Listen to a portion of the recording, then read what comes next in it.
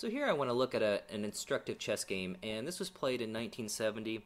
This was the match of the century between the USSR and the rest of the world.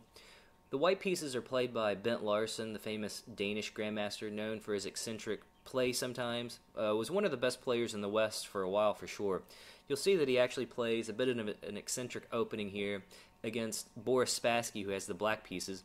Spassky at this point in time was actually a world champion and was a great player, was known as a universal type of player, could just play any position really well. And definitely some interesting stories about Spassky, but we won't get into him here. So Spassky was the person that actually lost the 1972 World Championship match to Bobby Fischer. So maybe that was his biggest claim to fame, unfortunately. But okay, so Larsen starts here with b3, and this is going to be a miniature game, less than 20 moves or less. But there's going to be a lot of tactics and a lot of crazy stuff you can see, so we won't get to explore all the sidelines, but I'm going to try to hit the highlights. So b3, again, an eccentric opening. Rule of thumb is open with some center pawns, maybe c4. You can also do a couple different things, but as a rule of thumb, b3 is definitely an orthodox opening. It's even known as Larsen's opening. So knight e5, bishop b2, knight c6. Spassky's just going to develop almost, his beginning moves will almost look like something that you could teach a beginner to. Just develop your pieces, put them in a good position, and usually you'll get at least something playable. So Larsen plays c4, at least trying to control a little bit of the center, but again, not really doing anything to develop his pieces. Knight f6, black just keeps developing. Knight f3, putting some pressure on this e5 pawn because now the bishop and the knight are hitting it.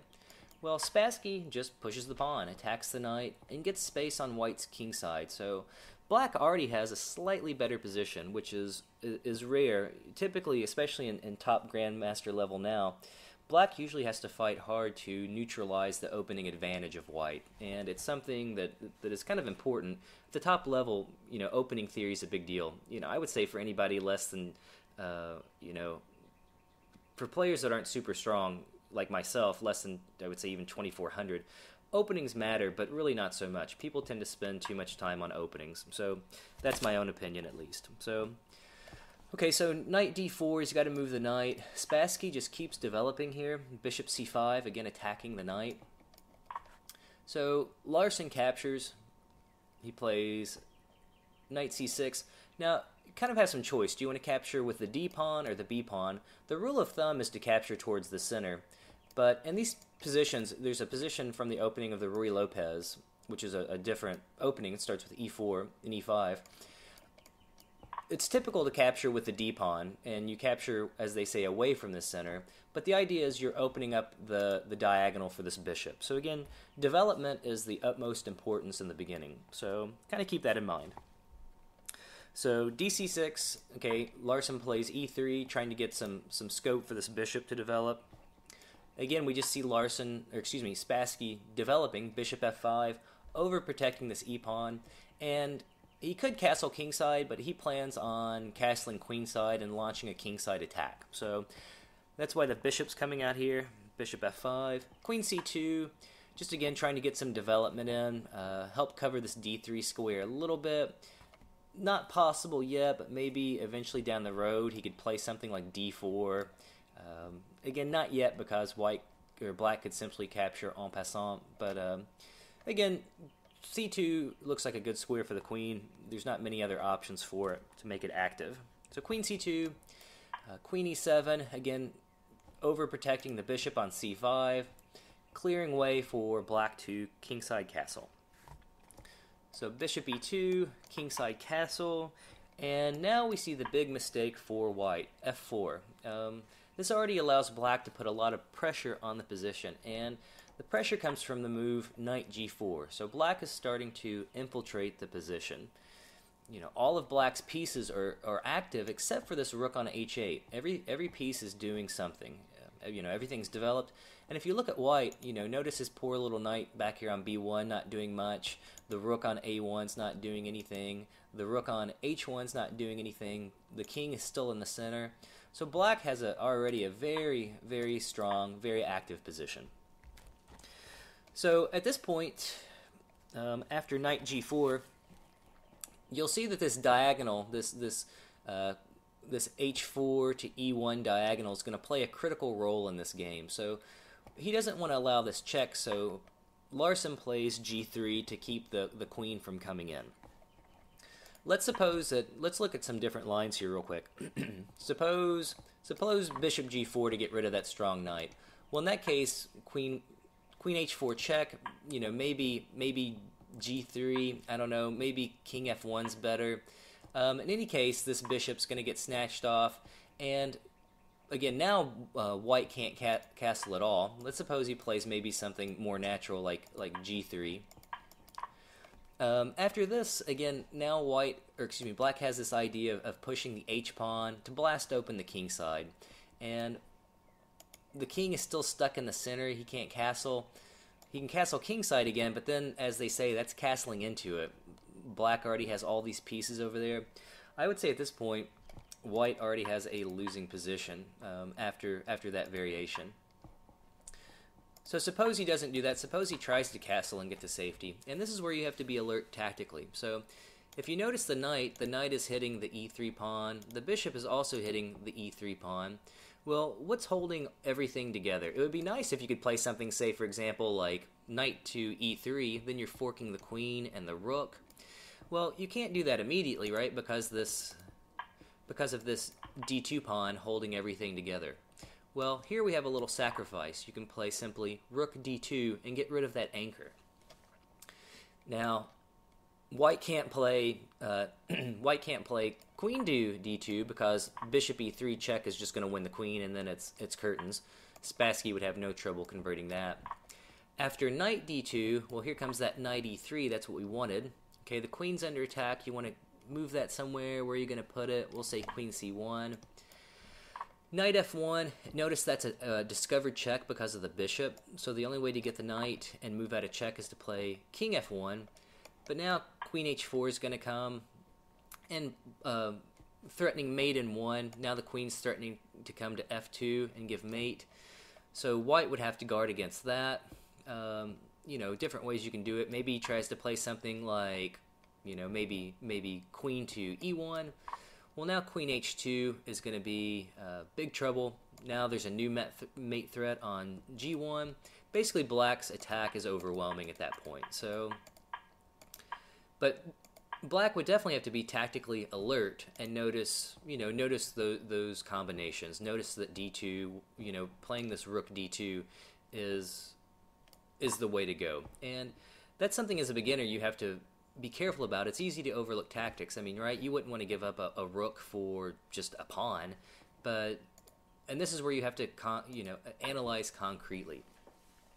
But the idea, again, white has such an advantage in terms of development and active pieces that it's okay to give up a piece for the attack. So there's one variation. So knight g4, he blocks this diagonal with g3, and we just said look at all of black's pieces, how active they are. The only thing that's not doing anything is the rook on h8.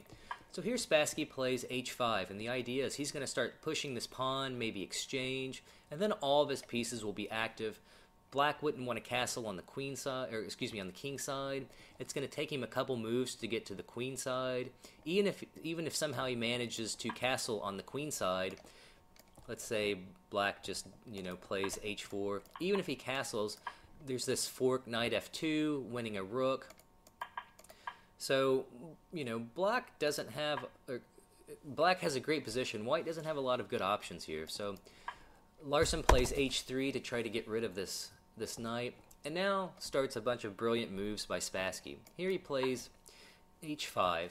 And again, this diagonal from the king on e1 to h4 is going to play an important role.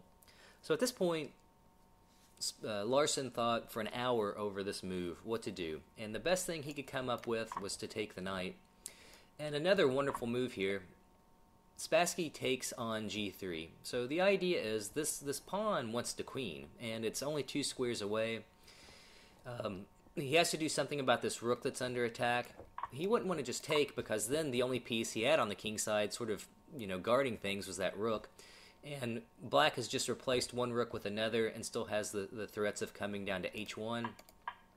So instead of doing that, Larsen plays rook to g1. At this point, I should say Larsen's just totally getting crushed and is losing, so there's, there's nothing that he can do. So here comes yet another brilliant move. So what would you play here as black? Well, we would like to queen this pawn, but the rook is in the way. We would also like to start getting in some checks on h4 if possible with the queen, but again the pawn's in the way.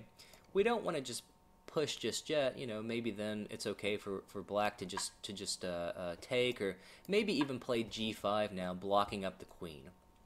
Okay, so I think black still has the better position, but not the move. So Spassky plays the brilliant rook to h1, so giving up an entire rook here. So after Larsen takes, g2's next, and after g2, okay, again he's dead meat. He actually plays rook to f1, and after rook to f1, black gets in the check, queen h4 check. He plays king to d1, queens, and he resigns at this point. And the reason is it's just checkmate. So white has to capture the queen because otherwise he has no legal moves. And after bishop takes, we have bishop takes g4 check. After king c1, we have queen e1, queen d1, and then that's checkmate. So the king is running out of squares to go to. If he tries to block it here by playing bishop e2, then just queen h1 is checkmate. So that was game over. After pawn takes, it's just mate. So is there anything better for white to do at this point? Suppose he plays rook g1. Well, we still have, that might seem the more natural move, right? You don't want to just give up that rook. You've got queen h4 check. After king d1, queen h1. Again, if he takes the queen, he's just going to get a new queen right back. So what's the best move to play at this point? I mean, obviously, black is threatening just to take the rook. So there's, again, really not my, we're talking about best moves in a losing position, so maybe it's a moot point. There's really not much of anything that he can do. Again, if he takes, it's just mate, so that's no good.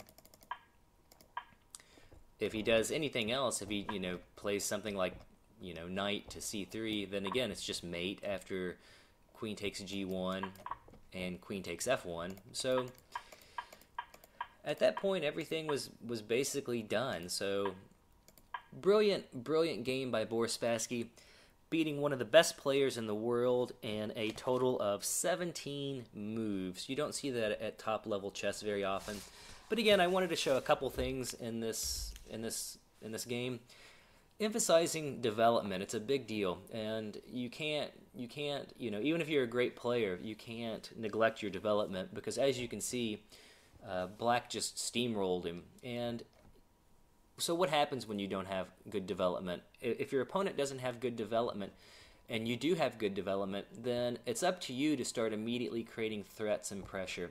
And notice that black was tactically alert. We saw that sack on d2 that would have created a lot of pressure. But at the beginning, black didn't really do anything crazy. He just developed his pieces, queenside castled, tried to get the rook active by playing his h-pawn up, put the knight on the other side of the board, creating some threats on e3. And there were definitely some flashy moves here by sacking the knight and playing rook h1. But in a sense, I would say all the moves up till there were largely pretty natural. So alright, I hope this game illustrates some points to you. Again, if you're new to chess, or, even, I'm not new, but there are a lot of definitely interesting and complicated tactical lines in this, so don't, if you're overwhelmed, don't worry. Spassky, again, was world champion at this point, and, was definitely one of the strongest players in history, so, but, alright, I hope this was entertaining and exciting, and if you have any comments, please feel free to post them, and, I don't know. We'll do some more.